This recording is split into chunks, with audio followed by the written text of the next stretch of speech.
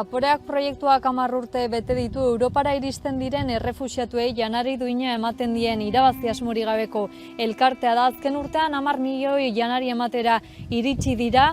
Mikel Juanikorena elkarteko kidearekin izan gara eta azken urteotako bilakaera kontatu digu.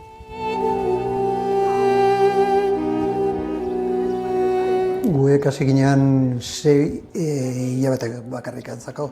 Ikusiko nuen jendea ateatzen gerra zeon Sirian eta jendea ateatzen handik eta kaiukoan pasatzen eta hori. Eta guek pentsatu ginen zer egingo dugu hau jende hori laguntzeko. Zer dakigu egin? Janariak prestatu eta eman jateko. Hasi ginean hemen gauzak prestatzen, ara juteko, maskariak emateko, eta, hola hasi ginean. 6 hilabeteko jun ginean, gauzak zuzenda pixkate egiten zen, eta uneraino, 10 urte daramago hemen janariak prestatzen. 10 milioi janaria eman dugu urte honetan. Egun guztiak eman dugu jatea. Ez gira gehatu, egun bakarrikan janaria ematen gabe.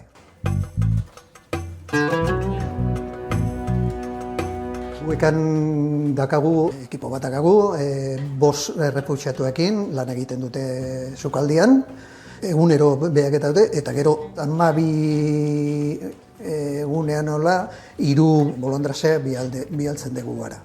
Eta gero kanpotik ere etortzen dira jendea laguntzea, eta gutxi gora bera 15-20 persona egunero agidia lantzen janaria egiteko. Hasi ginean gutxi gora bera 200-300 bazkari janaria ematen, eta momentu honetan aigea ematen 2500 janaria egunero. Gora berak egon deudia, Morian jende asko zeon, eta, 3000 janaria ailegatu geha ematen egunero. Jende gutxio, pixka gutxio daude, Greziara, peninsulara bialdu dute jendea, eta momentu honetan 2500-2600 karatepen daude momentu honetan. Eta horregatik, 2500 egunero ematen dugu janariak. Jendia oso poziku ailegatzen parra egiten dute, eta 1000 esker beti ematen dute, eta oso pozik daude guekan gaudela. Ez dute jendea sartzen ara, hori kartzela bezala da. Normalian, 2 voluntarioz, 2 bolondresan guena sartzen dira egunero janaria emateko han errefuxiatu hori. Gero laguntza dakagu errefuxiatuak bertakoak. Eta oso gaizki da hori, ez dute janariak, ez dute garbitasuna, ez dakate zer jendia han pasiatzen, ez dakite zer egin, egun guzian bulta egiten. Kartzela bezalako da. Guek sukaldaria dakagu 8 kilometrora, han prestatzen dugu janaria, eta gero 2 furgonetan janaria ematen dugu egunero kanpora. Guek hasi ginen Lesbosen 2019an, eta guek janaria beti eman dugu kanpoa esartu gabe. Beste tokitan, jendia ematen. Eta, oain urte bat erdi hasi gehan, sartzen kanpora eta guek ematen bazkaria. Noiz arte, ez dakit. Hori kondizio oso txarrak dira, eta momentu honetan sartzen geha, eta honen ematen dugu, baina edozein momentuan kalea bialduko dugu. Laguntza ez dago. Beak nahi dute hori isildu eta ez ikustea, eta hori da. Behantzako ONG guztiak gaudela, jende kontrarioa geha, eta horregatik ez duten nahi aneotea. Europatik saio txarrak aiatzen dira, ez dute utzi pasa, eta jendia gozia dakatena eta diru hautsi dakatena, jendia bilatzen du beste gauzak ez. Hori ez da bukatuko. Karatepe dago kilometro erdi o bi kilometro Mitilini zentrotik dago, ez dago gehiago. Osea, oso bertan dago Mitilini kapitala da Lesbosen kapitala, eta kilometro erdi, o bi kilometro erditik dago Karatepe kanpoa. Oain egiten nahi dira, beste kanpo bat egiten nahi dira, Campamento del Norte hobeak deitzen dute, baina oainik ez da bukatuta eta kondizionekin txarrekoak izangoa. Kartzelako hori izangoa, han ez dago ezerrez, bakarrikan kanpoa, eta kanpo itxia izangoa. Osea, kartzela bezalakoa, hori Meloni bezalakoa nola sortu duen, hor ere egin behar dute. Ikusten dut jendia pasa egin behar duela berriz, hasiko dira itxita dago, baina palestinarrak hor daude, eta batzuek hasi dira ailegatzen. Eta ireki bat dute pixkat hori, palestinarrak alde egingo dute, eta nora, nik uste horrea egingo dute. Eta, nola hau bukatzeko nik ez dut ikusten salida horretaratzen.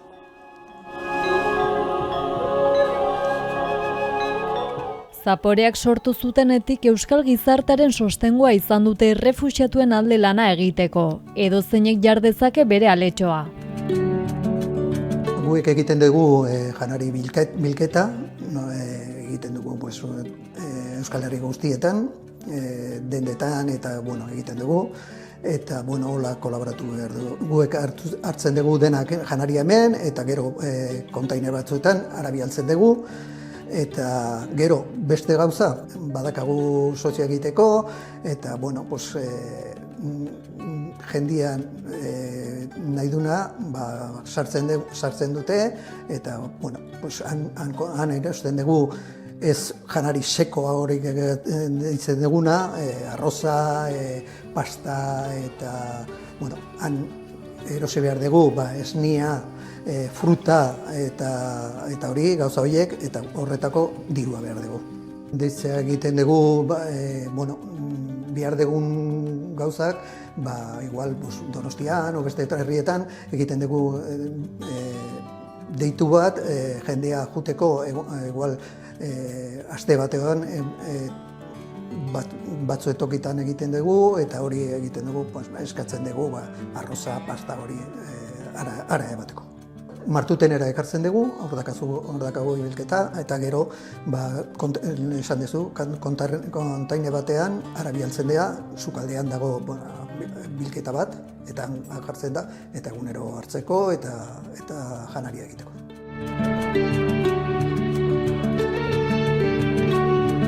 Zaporeak elkarteak 10 urte bete ditu. Beraien beharra ezinbestekoa da gaur-gaurkoz Lesbosen. Baina proiektuari jarraipena emateko belaunaldi berrien falta dutela dio Juanikorenak. Urte asko dakagu.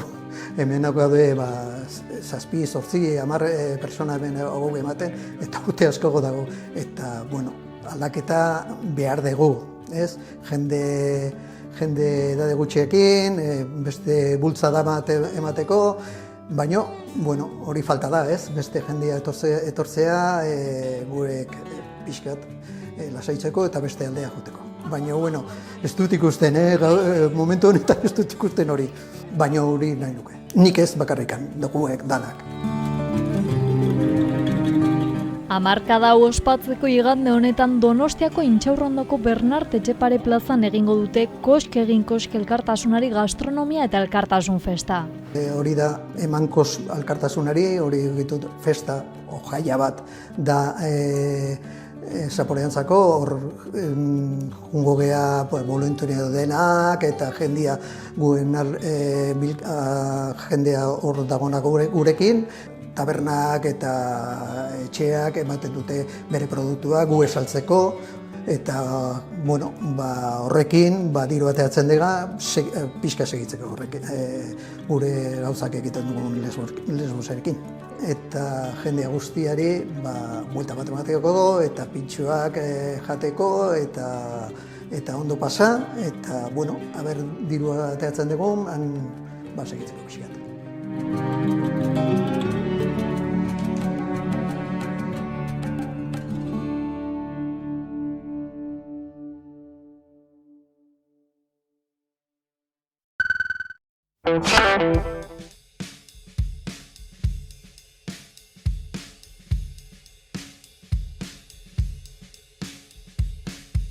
Iruñeko Arrotxape auzoan espazio desberdin autogestionatu eta komunitario bat hasi da azken urtean. Elai du izena eta lehen urteurrena bete berri du. Proiektu hori hobeto ezagutzeko Beñatekin hitz egin dugu, Elaiko kidearekin. Proiektuaren sorrerara eraman gaitu Beñatek eta bere berezitasunak kontatu dizkigu. Elai premia partekatu bati erantzuteko sortu zen. Leku propio ireki eta libre bat eraikitzea, proiektu kulturalak, politikoak eta sozialak garatzeko, erakundeen eta enpresen menpegon gabe. 2024ko maiatzaren lehenean inauguratu zuten eta ia 60 pertsonek espazioa mantendu dute. Arrotxape auzoa beti mugimendu asko eduki duela, mugimendu politiko asko izan duela, eta berez jai batzordea eta txotna batzordea Matesan zeukan bajeratik botatzen zituzten, eta problema horri aurre egiteko sartu ginen ona eta bi funtzio berezi edukiko zuen espazio honek. Espazio politiko bat eta auzoa elkartzeko eta auzo dinamikak sortzeko espazioa, eta baita txotna batzorde eta jai batzordearen biltegia izateko sartu ginen. Orduan, behar hori zegoenez, adostu genuen espazio handiago batera sartzea eta bi funtzio horiek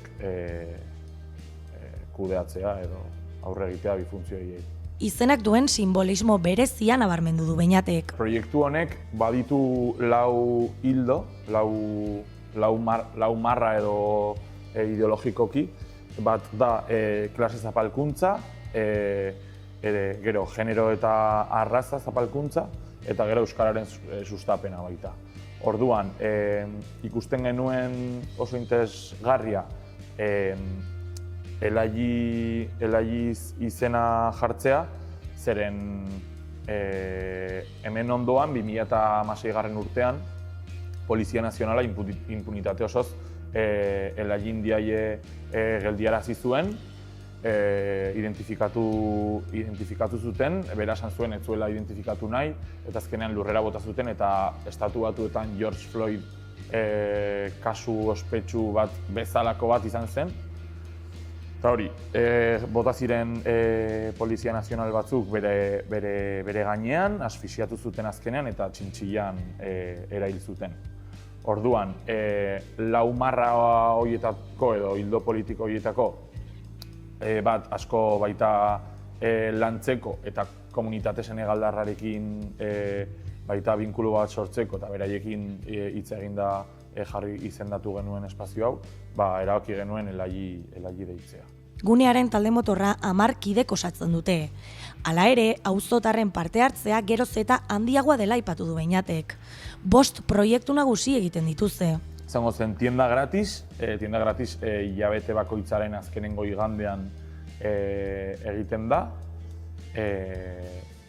Kapitalismoaren logikatik ateratzeko alternatiba moduan, zeren pentsatzen dugu gure etxean, eta jende pila bat daukagula kriston arropa pila etxean, eta sistema dagoela sortua behin eta berriz erosteko, eta planteatzen duguna guk da, zu soberan daukazun arropa kolektibizatzea eta behar duen edo nahi duen jendea nahi duena hartzea. Horrela ateratzen zara logika kapitalista horretatik eta beste ekonomia edo beste moduak jartzen dituzu praktikan. Hori bat, gero bestea jantoki solidarioa, asteartero 60 pertsona inguru datoz bazkaltzera, errekurtso ekonomiko eskaz dituztenak, normalean, eta oso ongi funtzionatzen ari du, zeren poliki-poliki lortzen ari gara antolakuntzaren kultura sustatzea beraiengan. Egia da badaudela batzuk, ez dutela ez da bere platerra garbitzen, baino beste batzuk bai interesa hartzen ari dutela Elai espazio eta proiektuan, eta poliki-poliki binkulo hori sortzea oso estrategikoa iruditzen zaigu, oso humanoa eta beharrezkoa, eta baita orain gertatzen ari den edo bultzatzen ari duten mezua razistak eta fasistei aurre egiteko, komunitatea sendotu eta beraiekin elkarlana sendotu. Palestra izango zen herri gimnasio moduko bat, izango zela autodefentsa sustatzeko, oso ongi funtzionatzen ari du, egia esan. Etortzen dira 50 pertsona inguru, hau ia publiko egin gabe, eta datoz presentzia femeninoa nahiko nabarmena da, ez da gehiengoa, egia da, mutilak daude gehiago, baina hori positiboa ikusten dugu, eta bai etorkizun batean espazio bat sortzea palestra ex-misto bat edo astean behin edo astean bitan planteatzea, hori igual agian landuko dugu, eta migranteak baita datoz. Orduan sortzen da espazio oso eroso bat, eta kultura ezberdineko jendea dago, genero ezberdineko jendea dago, eta hori sendotzen du kirola egiten, eta baita oraingo testuingurua fascismoa gora aipatzen ari dela pila bat komunikabide ezberdinetatik, eta baita autodefentsa baita beharko dugula etorkizun batean.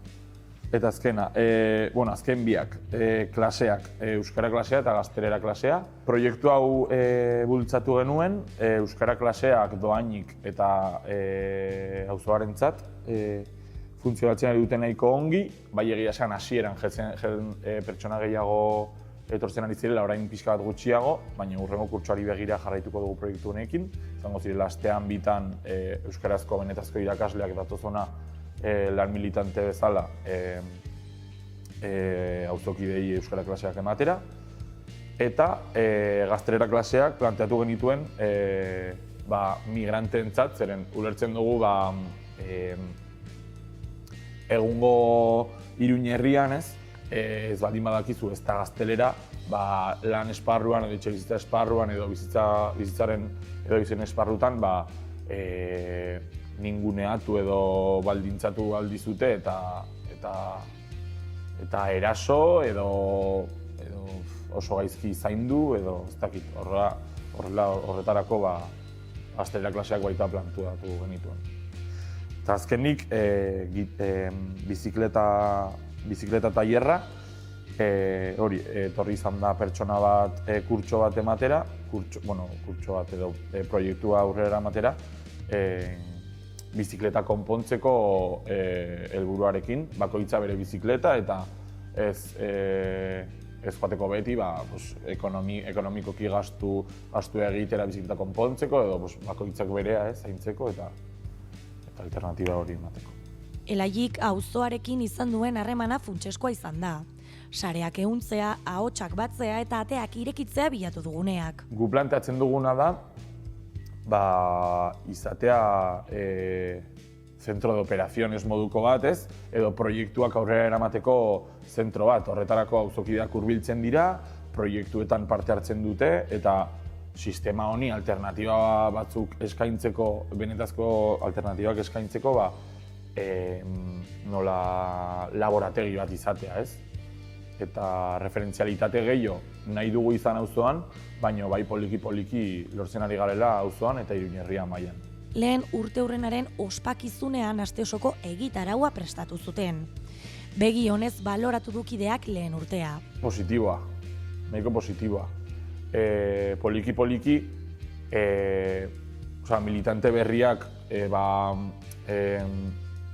antolakuntzaren kulturan sartzen ari dira poliki-poliki, eta gero migranteekin baita harreman gehiago daukagu, eta horietako batzuk baita hartzen ari dute arduradun rol bat, orduan hori oso eraginkorra da guztiontzat. Bai, batzutan pentsatzen dudala, igual ditugula gauza gehiegi, igual proiektuak, lan asko, tal, beharko dugu igual jende gehiago, baina bueno, hori denbora pasa hala, uste dugu auzoko jendea baita poliki-poliki hurbiltzen joango da, urte honetan joan izan den bezala, eta indar gehiago lortzea.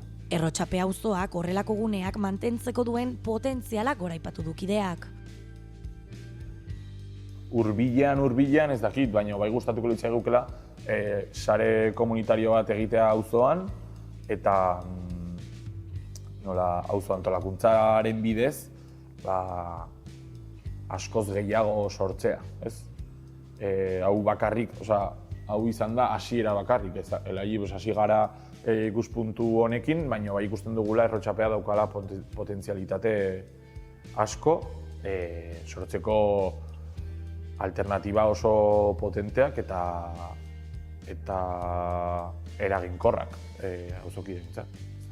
Urteetan zehar horrelako guneak mantentzeko formakuntza ezinbestekotzat jo du Beñatek. Horretarako ezinbestekoa da formakuntza. Zeren formakuntzaren bidez bai planteatzen dizula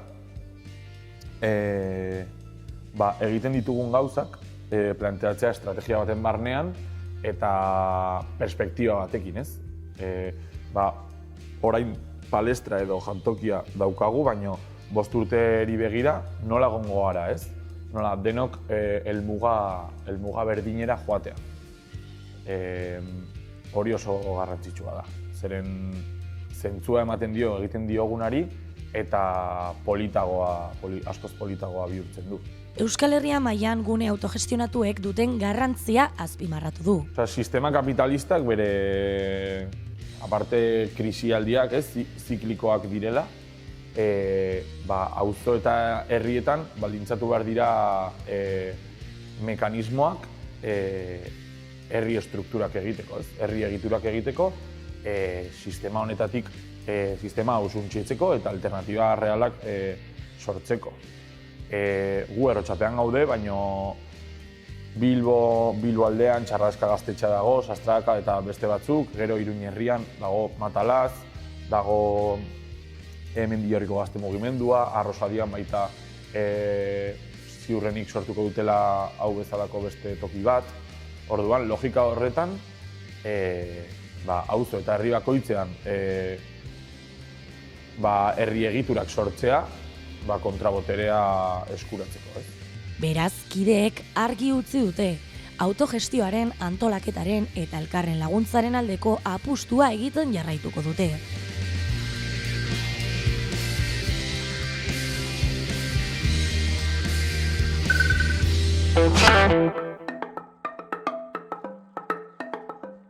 Saio Iribarren eta Ander Basaldua gara eta Goitibera Antzerki konpainia osatzen dugu. Aurten hemen udalbiltzarekin geuretik sortuak ekimenari esker gure literaturako lehen sorkuntza egingo dugu. Normalean antzerkia egiten dugu, baina kasu honetan mundu honetan sartu gara gogo handiekin. Egia esan guk gure proiektuetan, gure antzerki proiektuetan, beti gure ikuskizunak eta testuak idazten ditugu, ez? Eta orduan ez da guretzat berria, baina bai ipuin bat hola sortzea bai, ez? Eta hemen Karrika auzoan gaude, Oiartzuneko Karrika auzoan, gonaldia egiten. Anderrek esan duen bezala aurreko edizioan kalerako sortu genuen ikuskizun bat eta oraingoan literatura sortuko dugu. Gure istorioak kontatzen ditugulako, guk nahi ditugun istorioak kontatzen ditugulako. Gure konpainian memoria historikoa landu izan dugu, giza eskubideko historia kontatu ditugu eta moduren batean niretzat eta uste dut baita Anderrentzat garrantzitsua dela gure historiak kontatzea, ez nahi ditugunak.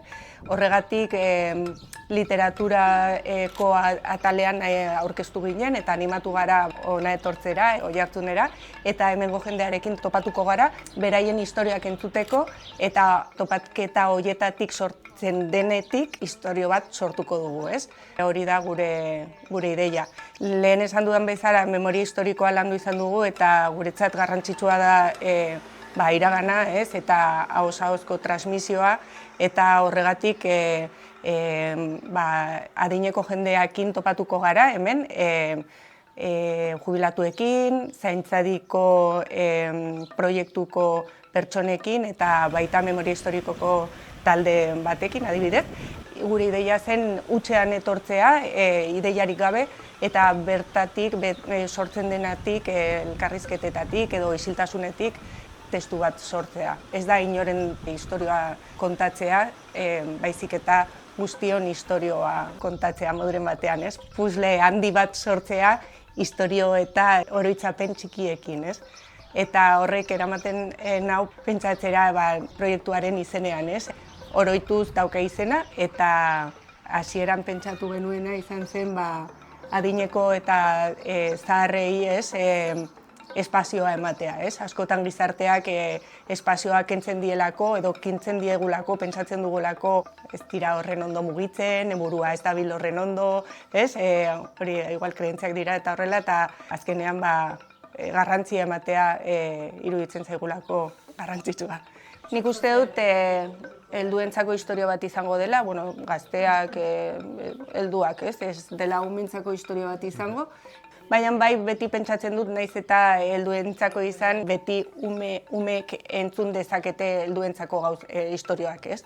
Askotan infantilizatzen dugulako umeen, gazteen errealitatea, eta hori agian igual ez dute liburua irakurriko, baina polita da, azkenean baita da istorioa, ez? Aiton Amonek umeei beraien ilobe edo bilobei kontatzen dietenean gertatutako istorioak, ez? Eta hori ahoz-ahozko transmisioa da, ez? Azkenean, zakit.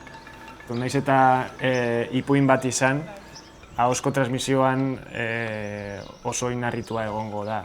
Eta orduan hortik asko elikatuko da.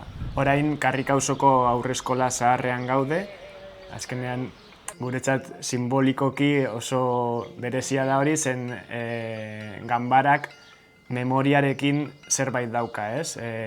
Ganbaran gordetako istorioak horrek memoriarekin asko dauka, ganbarak dauka sarma berezi hori, ez? Oroimenarekin lotua. Ganbaran gordetzen dira familiaren objektu zaharrak eta objektu zahar horiei lotuta istorioak daude. Askotan objektuak dira edo argazkiak edo eta proiektua hemen hasiko dugu, hautsa astinduz eta zein ari topatzen ditugun proiektua aurrera eramateko.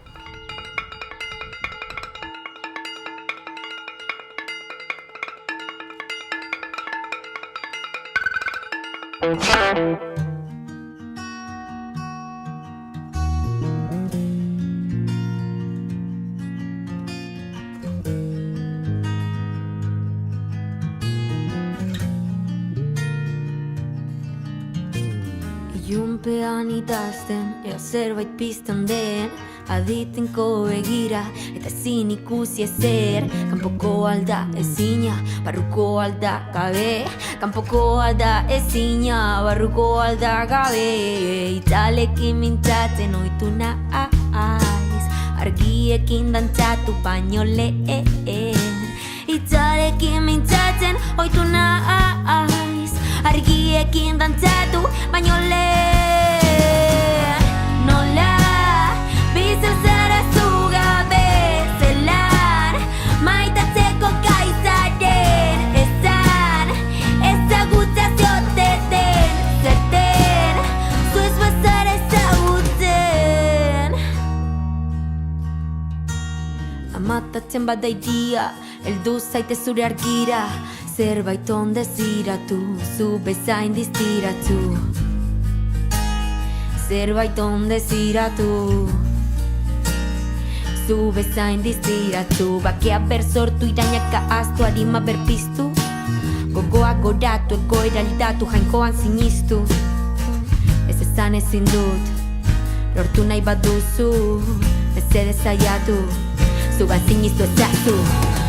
Nola bizi zara zu gabe zelan, maitatzeko gai zaren ezan,